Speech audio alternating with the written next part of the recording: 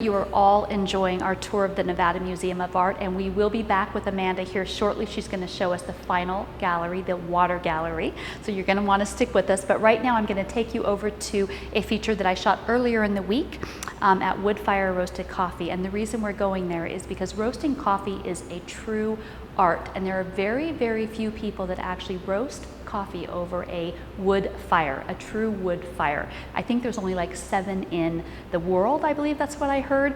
So Tim Curry, owner, is going to actually show us the art of roasting from the beginning to the end. So Tim, I know that the art of roasting is actually significant in how good the coffee tastes, but what about the actual beans that you start with? Can you tell us a little bit about that? Absolutely. I source from reputable coffee importers that I have been dealing with for over a dozen years. Wow. Getting absolutely fantastic quality coffee in order to roast them in my unique wood roasted hands-on style. How do you choose which countries you're going to get your beans from? Well, a lot of that is over the years trial and error. Mm-hmm. It's like I bring in coffees from different regions, different countries all the time, and sometimes they do really well and I'll keep them around. Sometimes it doesn't quite fit the style that I'm looking for, mm-hmm. so they just move through the system and then I don't bring them back in anymore. Right. A lot of it is research about what the expectation is from a particular growing region. I do have coffees representing most of the major growing regions from around the country. We've got coffees from South America, Central America, Mexico, Africa, India, and Indonesia. That's awesome. Do you get to travel around to those countries? Unfortunately, for 14 years that we've been in business here at Wood Fire Roasted, these hands have roasted every single bean that has gone out the door. So now when you start out, the beans they look like this, which is completely different than at the end. Absolutely. This is just the green coffee bean. It's mm-hmm. a seed of a fruit mm-hmm. that's been processed and prepared, ready for roasting. This is how the coffee looks when it comes into our shop here at Wood Fire Roasted Coffee. And from this point, the coffee goes into the roaster, the magic happens, and we come up with what you drink for your coffee in the morning. Show us how it's done. Absolutely. Now we've got, this is about a 12-pound batch of coffee we're going to put into the roaster at this time. And we just drop it in, that's the hopper up there. Just put the green coffee in there. And at this point, I'm going to make sure that everything on the roaster is set and ready to take a batch. And let me tell you guys, it's very warm over here. It's hot, it is hot. quite warm right now. Everything is timed. So just by releasing this handle down, we are dropping the coffee into the roaster. Right now, it falls out of the hopper into the roasting chamber. This is where the drum roaster stirs the beans to make sure things remain consistent.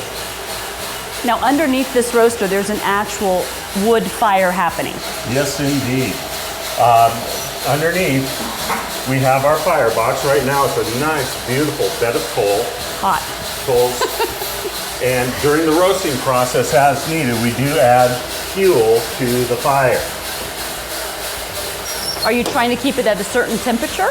We're trying to make sure that temperature marks happen in certain times. Okay. So right now, I set this timer behind me. That's a step timer. It's actually a photography timer, but okay. I use it as a step timer. It tells me, it helps me to keep control of where the coffee is in the process. Right now, just the temperature of the coffee is coming together and equalizing with the temperature of the roasting chamber. So right now we're just trying to get the coffee getting warm mm-hmm. Through this initial roasting step. Now, this is an actual art, so even though you're using timers, you're actually doing a lot of things based on sight, smell, other types of things that are your own personal preferences. Oh, absolutely. What's going on? It's like the timers are to make sure that I fall into the parameters that each batch requires. Right. But what I'm doing is I'm monitoring constantly the firebox. I'm monitoring constantly the airflow and changing it as I need it to increase temperature, decrease temperature in the roasting chamber at any step of the way. During the process, we do have over here a little window that shows us the color of the beans as they're roasting. And if you need a little closer look, we've got the tester right here. We can actually pull a sample out of the coffee in the roasting chamber, so we get even a hands-on feel for how that coffee is progressing. Now we're about 9 minutes in the roast. We're starting first crack. What's happening right now are the sugars have, the starches have converted to sugars, and the beans are starting to expand. They're popping. Chambers of carbon dioxide are developing down inside. Look at the beautiful color too. And beautiful. The coffee is just going to continue to roast from this point. And after this is a process that goes on for just a couple of minutes, and then the coffee will be done, be coming out of the roaster. Just a second away, seconds away. It's interesting that you have to get it down to the exact second to make the coffee taste perfect. I love that. Okay, so he's into it now. Are you ready? We're ready. It's coming out. And at this point, the coffee has reached the color, the smell, the look, the feel, the temperature of exactly what this coffee should be. Look at For that. its flavor profile. That's amazing. And then it just comes out, there's a cooling train, and we're just stopping the roasting process. Now, when you were smelling and trying to determine the exact moment that you wanted to release the coffee, what were you looking for? Actually, in the case of this this particular coffee, it has an aroma of eucalyptus at a very, very short period of time in the roast. As soon as that goes away, the coffee is done.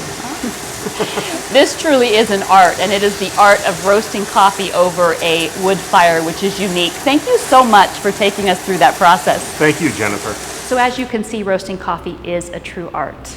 A very, very true art. And Tim is wonderful at it. At our house, we drink wood fire roasted coffee every morning, and that's because we belong to his Coffee of the Month Club.